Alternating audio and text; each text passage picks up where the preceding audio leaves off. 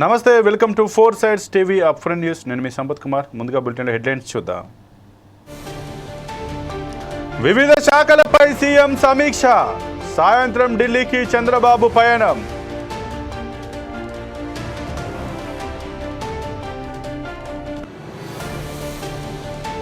ఇవాళ గుంటూరుకు జగన్ మిర్చి యార్డ్ సందర్శన.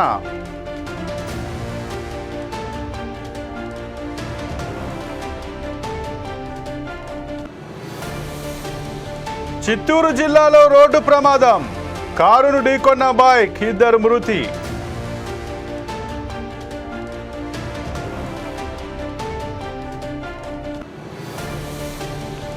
మోదీతో రిషి సునాక్ భేటీ. పలు అంశాలపై చర్చ.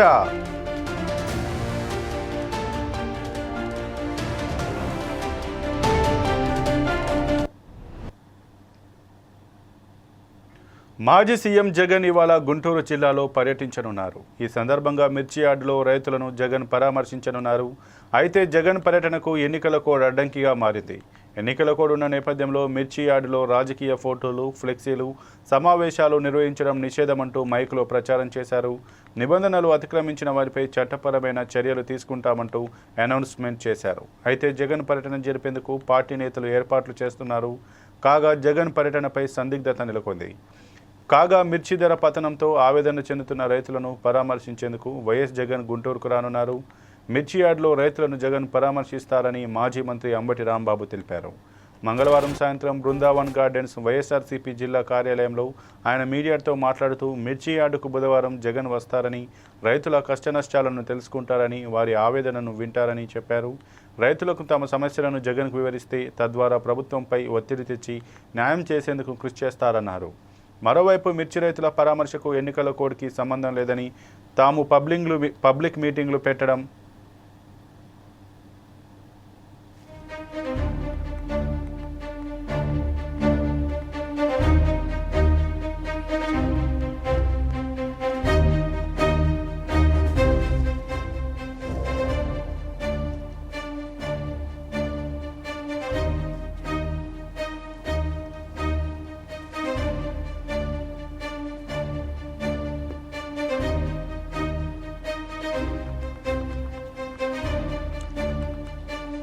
ఇక ఇదే విషయానికి సంబంధించి మరింత సమాచారం మా ప్రతినిధి రాఘవ అందిస్తారు. రాఘవ, చెప్పండి, ఈరోజైతే గుంటూరు మిర్చి యార్డుకు జగన్మోహన్ రెడ్డి, మాజీ సీఎం జగన్మోహన్ రెడ్డి రానున్నట్టుగానైతే తెలుస్తుంది.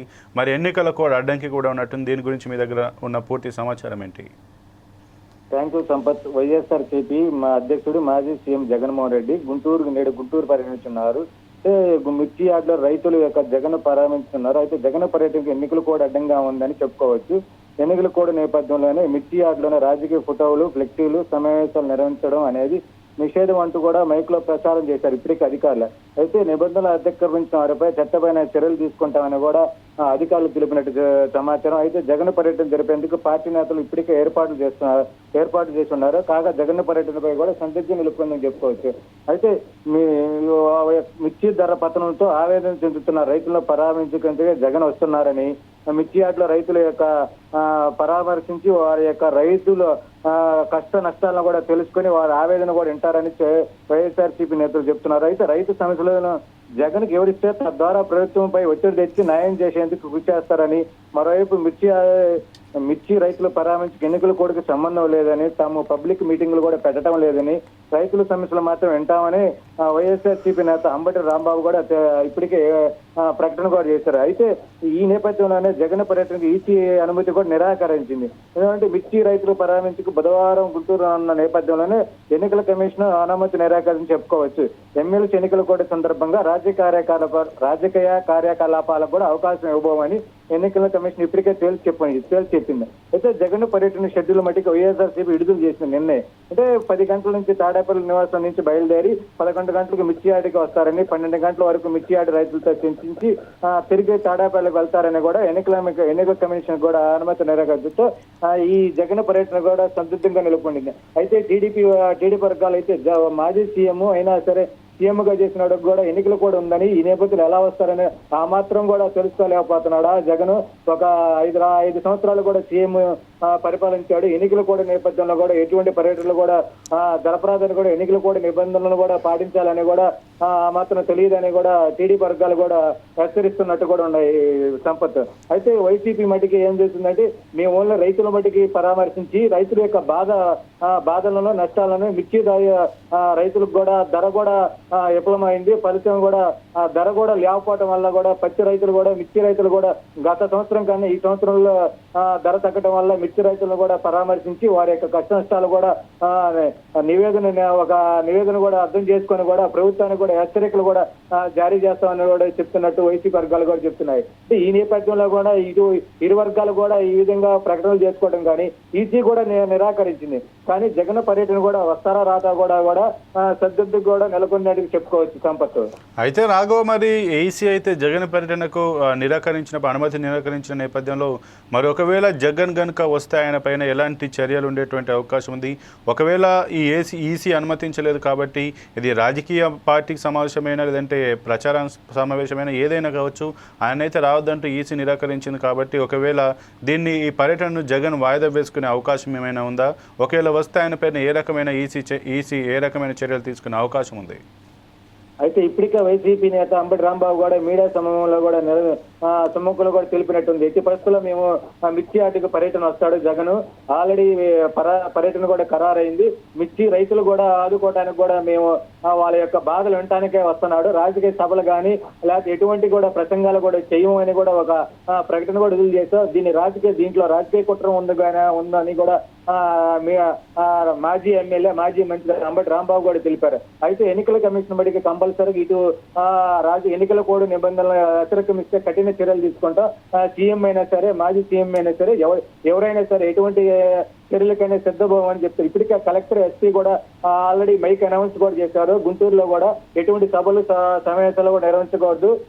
ఎమ్మెల్సీ ఎన్నికలు కూడా ఈ నెల 27వ తారీఖు ఎన్నికలు నిర్వహించిన సందర్భంగా కొన్ని జిల్లాలు కూడా ఎమ్మెల్యే ఎన్నికలు కూడా జరుగుతున్నాయి కాబట్టి ఎన్నికలు కూడా కంపల్సరీగా ప్రతి ఒక్కరు పాటించాల్సింది కూడా అధికారులు కూడా ఇప్పుడే తెలిపారు. అయితే జగన్ వచ్చే మడికి కఠిన చర్యలు కూడా తీసుకుంటారు.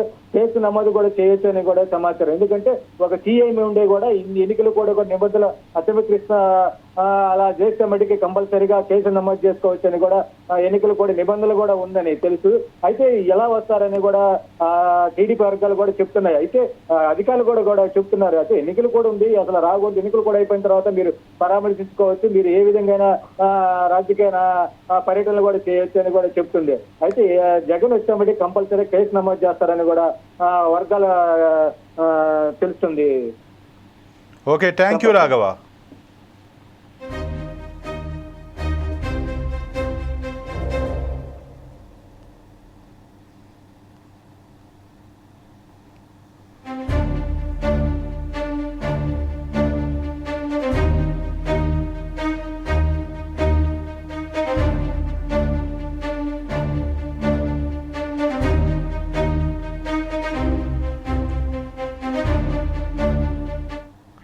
సీఎం చంద్రబాబు ఇవాళ ఢిల్లీకి వెళ్లనున్నారు. ఈ నేపథ్యంలో రేపు జరగాల్సిన మంత్రివర్గ సమావేశాన్ని వాయిదా వేశారు. బాబు ఈ సాయంత్రం ఆయన ఢిల్లీకి బయలుదేరి వెళ్లనున్నారు. ప్రస్తుతం ఉత్తరప్రదేశ్ పర్యటనలో ఉన్న ఉప ముఖ్యమంత్రి పవన్ కళ్యాణ్ కూడా దేశ రాజధానికి చేరుకుంటారు. 2 రోజుల పాటు అక్కడే ఉంటారని సమాచారం. ఈ క్రమంలో గురువారం సచివాలయంలో జరగాల్సిన మంత్రివర్గ సమావేశం సైతం వాయిదా పడినట్లు తెలుస్తోంది. ఢిల్లీ కొత్త ముఖ్యమంత్రి ప్రమాణ స్వీకారోత్సవానికి చంద్రబాబు పవన్ కళ్యాణ్ హాజరు కానున్నారు. రేపు సాయంత్రం 4:30 రామ్లీలా మైదాన్లో కొత్త ముఖ్యమంత్రి ప్రమాణ స్వీకారం చేయనున్నారు.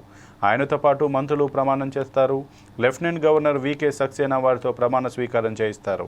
ఈ కార్యక్రమానికి హాజరు కావాలంటూ బీజేపీ, ఎన్డీఏ భాగస్వామ్య పక్షాలు అధికారంలో ఉన్న రాష్ట్రాల ముఖ్యమంత్రులకు ఇదివరకే ఆహ్వానం అందింది. కేంద్రంలో అధికారంలో ఉన్న ఎన్డీఏలో భాగస్వామ్య పార్టీలైనందున తెలుగుదేశం, జనసేన పార్టీల అధ్యక్షులు, ముఖ్యమంత్రి, ఉప ముఖ్యమంత్రి హోదాలో చంద్రబాబు, పవన్ కళ్యాణ్ ఇందులో పాల్గొననున్నారు. ప్రధానమంత్రి నరేంద్ర మోదీ, కేంద్ర హోంశాఖ మంత్రి అమిత్ షా యొక్క ప్రమాణ స్వీకార కార్యక్రమానికి హాజరవుతారు.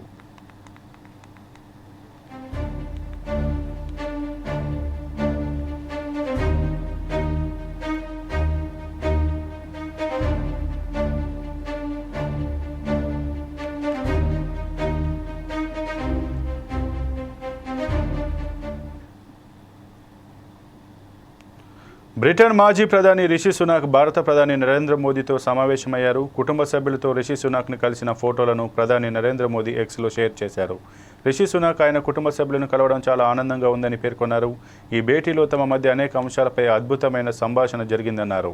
రిషి భారత్కు గొప్ప మిత్రుడని, ఇరు దేశాల సంబంధాలు బలపడాలని తపన కలిగిన వారంటూ మోదీ ప్రశంసించారు. రిషి సునాక్ వెంట ఆయన సతీమణి అక్షతామూర్తి, ఇద్దరు కుమార్తెలు, రాజ్యసభ ఎంపీ సుధామూర్తి ఉన్నారు. అంతకుముందు రిషి సునాక్ కుటుంబ సభ్యులతో కలిసి పార్లమెంట్ హౌస్ను సందర్శించారు. ఆయనకు లోక్సభ సెక్రటరీ జనరల్ ఉత్పల్ కుమార్ సింగ్ సాదర స్వాగతం పలికారు.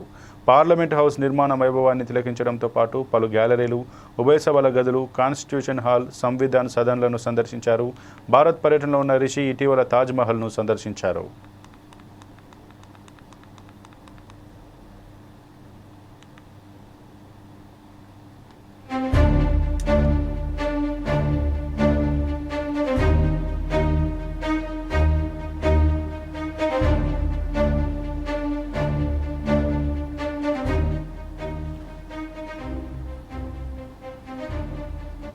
ప్రజలకు మెరుగైన వైద్య సేవలు అందించేందుకే ప్రభుత్వం కృషి చేస్తోందని కోవూరు ఎమ్మెల్యే వేమిరెడ్డి ప్రశాంతిరెడ్డి అన్నారు. ఆసుపత్రుల్లో వైద్య సిబ్బంది సహకారం ఉండాలని ఎమ్మెల్యే తెలిపారు. జొన్నవాడ రామతీర్థం పిహెచ్సిలకు జాతీయ స్థాయిలో ఎన్క్యూఏఎస్ సర్టిఫికేషన్ సాధించిన సందర్భంగా డాక్టర్లు, వైద్య సిబ్బందిని ఆమె అభినందించారు.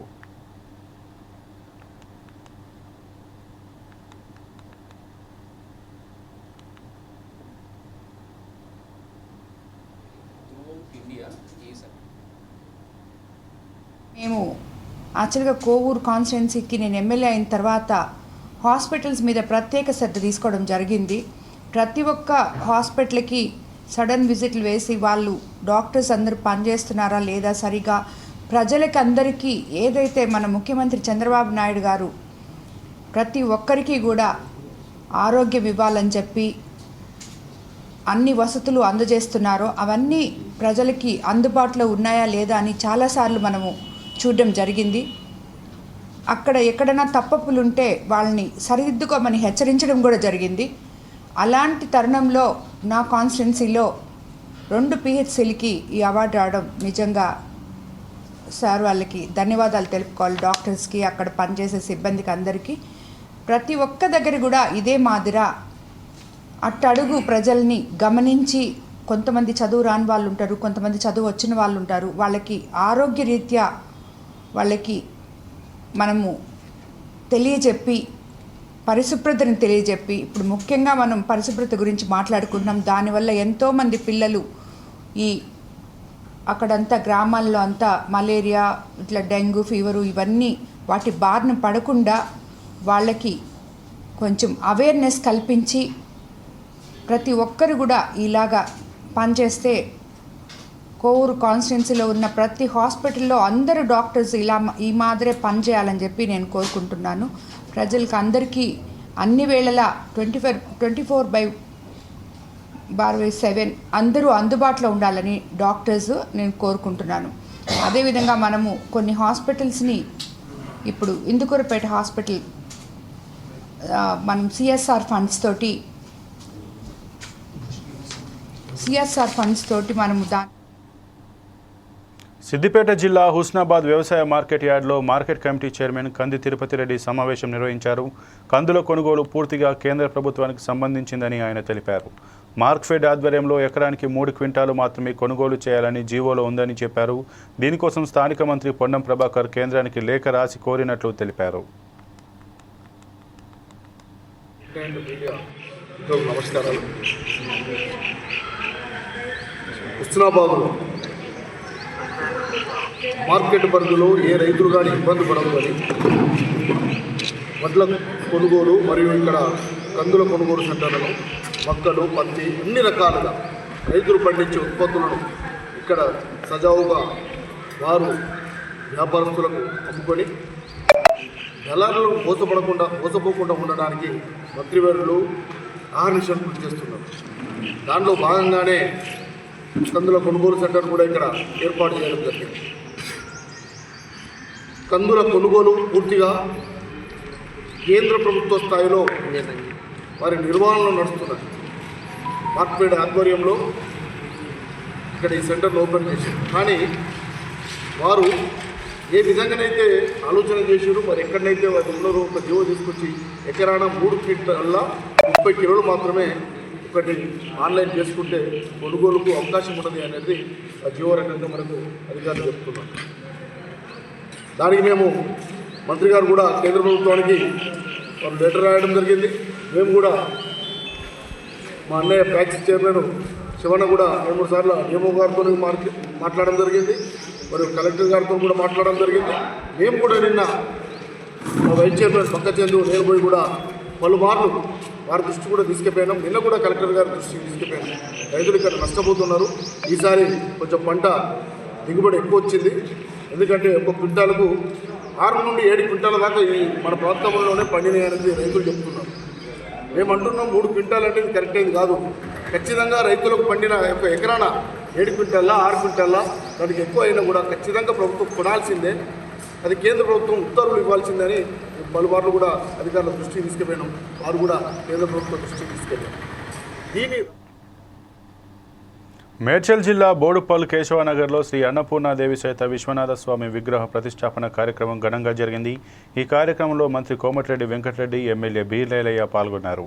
స్వామివారికి ప్రత్యేక పూజలు చేశారు.